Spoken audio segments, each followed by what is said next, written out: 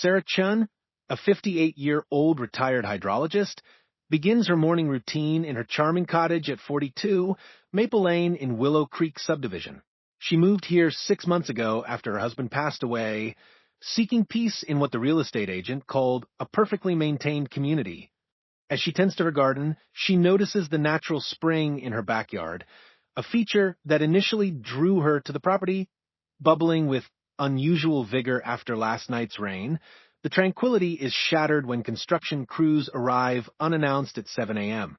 Richard Blackwood, the impeccably dressed HOA president, emerges from his luxury SUV with a clipboard and an air of absolute authority. He smugly informs Sarah that they're filling in the unsightly and potentially hazardous water feature to bring her property into compliance with community standards and increase neighborhood property values. Sarah's background in hydrology immediately raises red flags. She notices the spring water has an unusual blue-green tint and a slightly metallic smell she recognizes from contamination cases in her former career. Despite her professional credentials and passionate protests about the spring's ecological importance, Richard dismisses her concerns as environmental hysteria from newcomers who don't understand property management. He waives official HOA documents claiming full authority over landscape modifications for community benefit. Sarah watches in growing horror as concrete trucks arrive, their drivers joking about plugging another hole. She attempts to document everything with her phone, but Richard threatens to call security for harassment of authorized contractors. As the first load of concrete begins pouring into the crystal-clear spring, Sarah notices Mrs. Patterson, her elderly neighbor, watching sadly from her kitchen window. The old woman shakes her head knowingly, as if witnessing the end of something precious. The concrete spreads like gray poison through the natural limestone basin, and Sarah feels a deep sense of foreboding that this is just the beginning of something much worse. 3 days after the concrete incident, Sarah visits the Willow Creek Public Library, determined to research her neighborhood's history. The head librarian, 79-year-old Mrs. Eleanor Patterson, recognizes her immediately. She's the neighbor who was watching from her window. Eleanor's eyes light up with relief when Sarah introduces herself as a former hydrologist investigating the springs. Eleanor leads Sarah to a restricted archive room, explaining in hushed tones that she's been the neighborhood's unofficial historian for 45 years. She reveals a shocking truth. The spring network has been the secret backup water supply for the entire 200-home community since the neighborhood's construction in 1979. The original developers, facing unreliable municipal water service, built the subdivision specifically around 4 natural springs connected to a pristine underground aquifer. Eleanor shows Sarah original blueprints, environmental impact studies, and correspondence proving the springs were designed to be permanent fixtures as they examine decades of water quality reports. Sarah discovers that 3 other families unknowingly have similar springs on their properties, all systematically targeted by the HOA over the past 8 months. Eleanor confides that her late husband was one of the original environmental consultants who recommended preserving the springs, and she's been quietly monitoring water quality for years out of concern for the community's health. Meanwhile, Sarah begins documenting disturbing changes in her neighbor's behavior and health.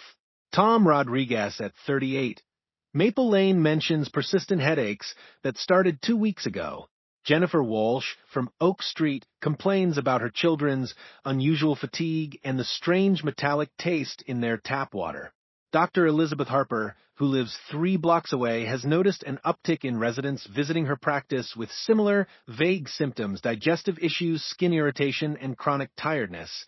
Eleanor shows Sarah a hidden collection of water samples and pH testing strips she's been using, revealing that the municipal water quality has been declining steadily, with trace amounts of industrial chemicals from the Morrison manufacturing plant upstream.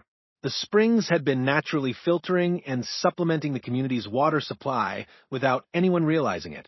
Sarah realizes that Richard's concrete campaign isn't just aesthetic vandalism, it's potentially creating a public health crisis.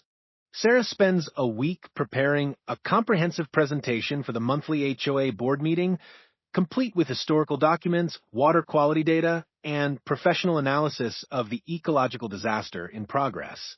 She arrives early to the community center, hoping to build support among attending residents.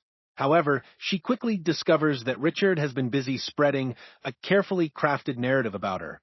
Richard takes the podium first, presenting Sarah as a disruptive newcomer with radical environmental agenda who's trying to obstruct legitimate community improvements. He shows before and after photos of filled springs, emphasizing increased property values and eliminating mosquito breeding grounds and liability issues.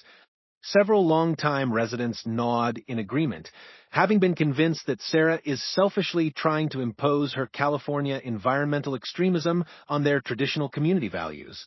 When Sarah finally gets to speak, she faces a hostile audience. Richard repeatedly interrupts her presentation, dismissing her scientific evidence as fear-mongering and questioning her motives for attacking successful community leadership. Board members Frank Stevens and Carol Morrison, both close allies of Richard, cite legal concerns about unsubstantiated health claims and suggest that Sarah could face defamation charges for spreading panic about our safe, well-maintained community.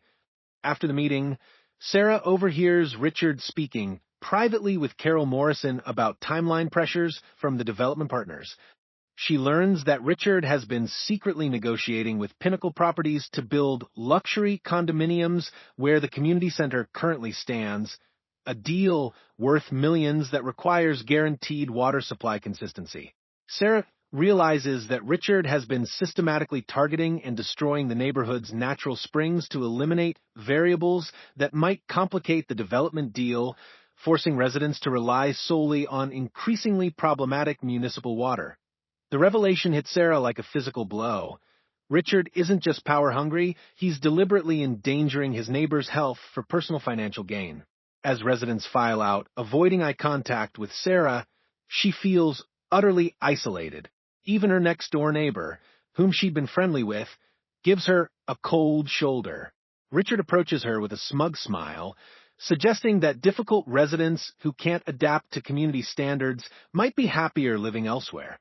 Feeling defeated and considering Richard's suggestion to move away, Sarah is surprised by a knock on her door the following Saturday morning. Jake Morrison, a 16-year-old with eager eyes and an armload of scientific equipment, introduces himself as a junior at Willow Creek High School working on a water quality science project. His grandmother, Carol Morrison, the same board member who opposed Sarah, had mentioned the recent community discussions about water issues. Jake explains that he's been independently testing local water sources for months, driven by concern after his 8-year-old sister Emma started experiencing frequent stomach aches. His data reveals alarming trends.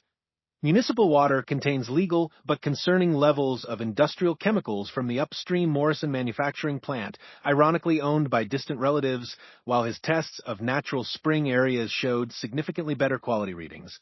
He's been tracking the correlation between filled springs and declining neighborhood water quality, not knowing about the hidden infrastructure Sarah discovered. Their conversation is interrupted by Maria Santos, a 32-year-old environmental journalist from a regional newspaper who initially came to write a feel-good piece about successful HOA community improvements. Maria had planned a simple interview with Richard about property value increases, but became intrigued when several residents mentioned controversy surrounding the new resident. Sarah and Jake's combined evidence transforms Maria's assignment from puff piece to investigative journalism. The trio forms an unlikely alliance. Sarah provides professional expertise and historical documentation. Jake contributes current scientific data and community access through his school connections. And Maria brings investigative skills and media platform.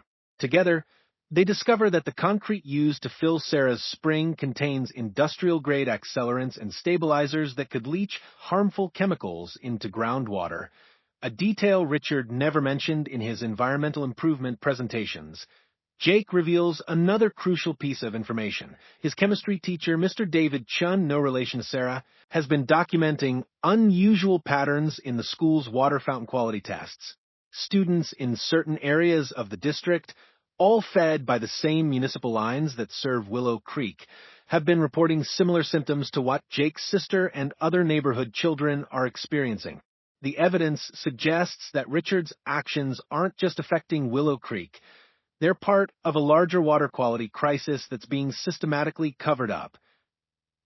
Maria begins making phone calls to environmental lawyers and state water quality officials, while Jake organizes a secret meeting with other young people in the neighborhood whose families have been affected. Sarah finally feels hope returning. She's not alone in this fight anymore. The annual Willow Creek Community Barbecue, held in the Central Park area near the community center, becomes the stage for the crisis to explode into public view. Sarah attends reluctantly, still feeling like a pariah, but encouraged by Jake and Maria to maintain visibility and gather more evidence.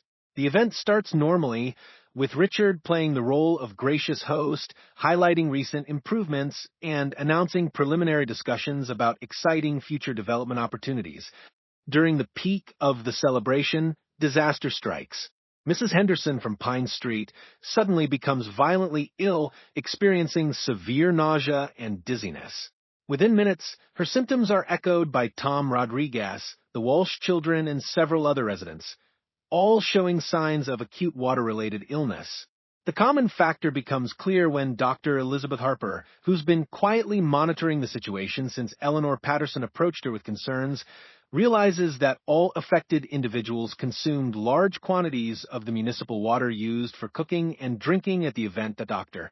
Harper, a 45-year-old family physician who's practiced in the community for 15 years, finally decides to break her professional neutrality.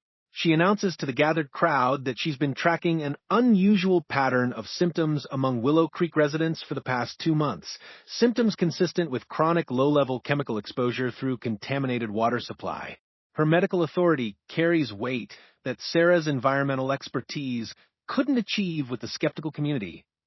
Richard immediately goes into damage control mode, loudly proclaiming that any health issues are coincidental and warning against mass hysteria created by outside agitators. He threatens legal action against Dr. Harper for practicing medicine in public without proper protocols and against anyone who spreads false information about the neighborhood's safety and property values.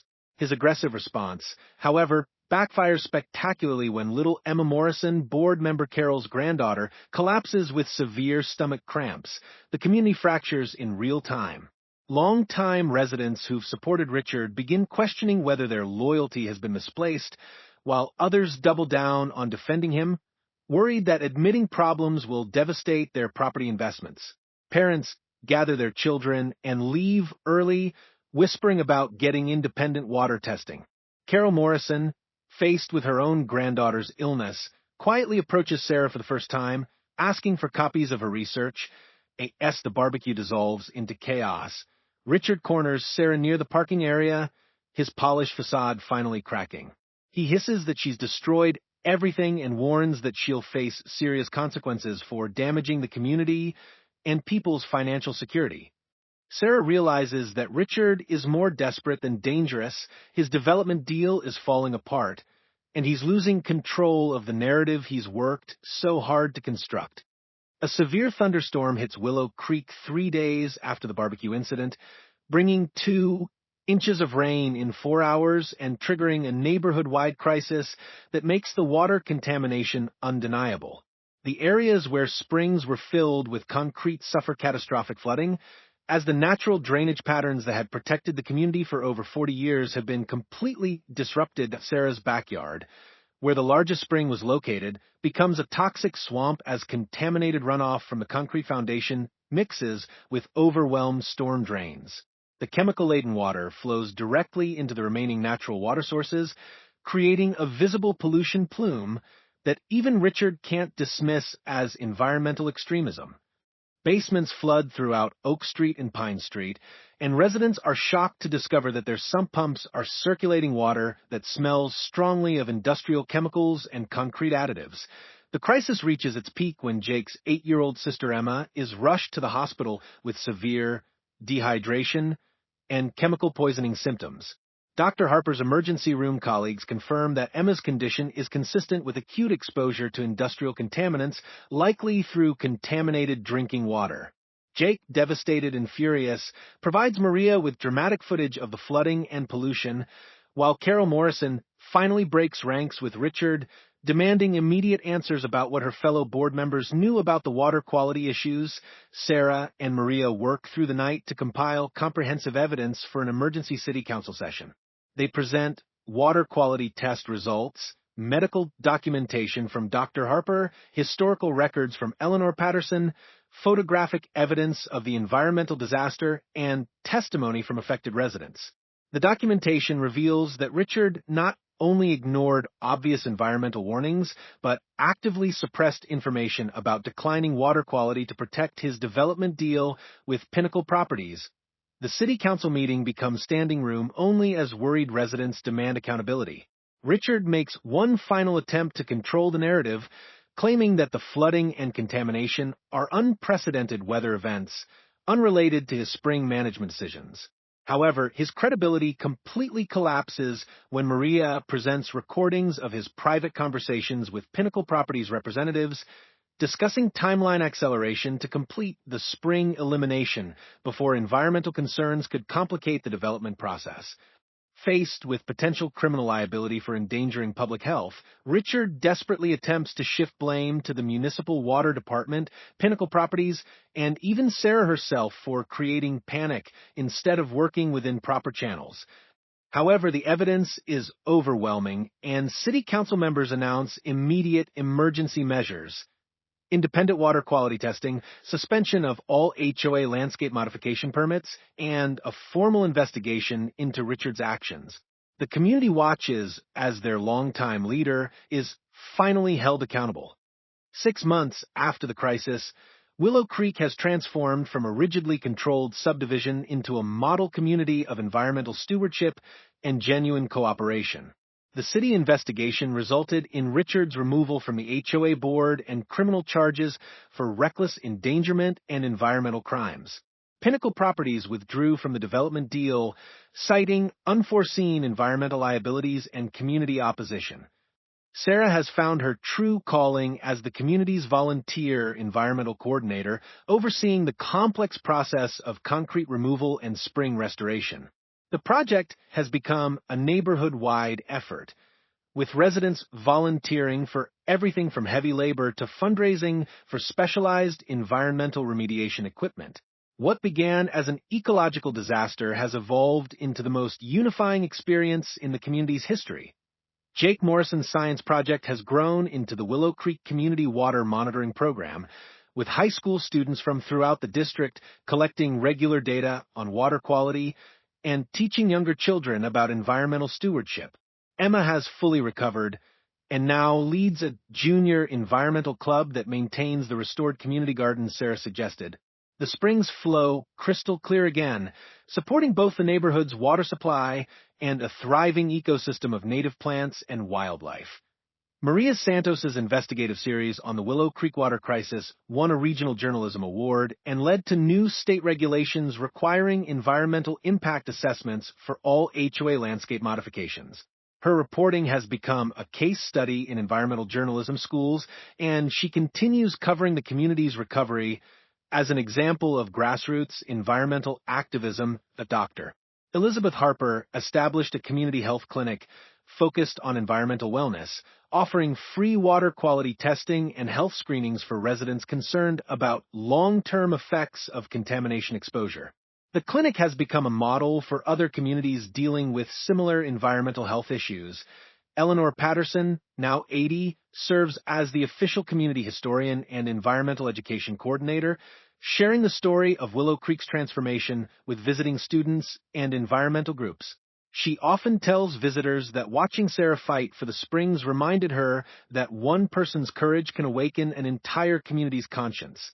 The new HOA board, led by Dr. Harper and including both Sarah and Jake as the first teenage board member in the community's history, operates on principles of transparency, environmental responsibility, and genuine democratic participation. Monthly meetings now feature robust discussion and collaborative problem-solving rather than top-down mandates. As Sarah tends her thriving garden beside the restored spring, she reflects on how finding her voice in defense of the environment led her to find her true home. The sound of clear water flowing over limestone, The laughter of children playing safely in the creek, and the sight of neighbors working together in the community gardens remind her daily that standing up for what's right, even when it feels impossible, can create changes more beautiful than anyone dared imagine.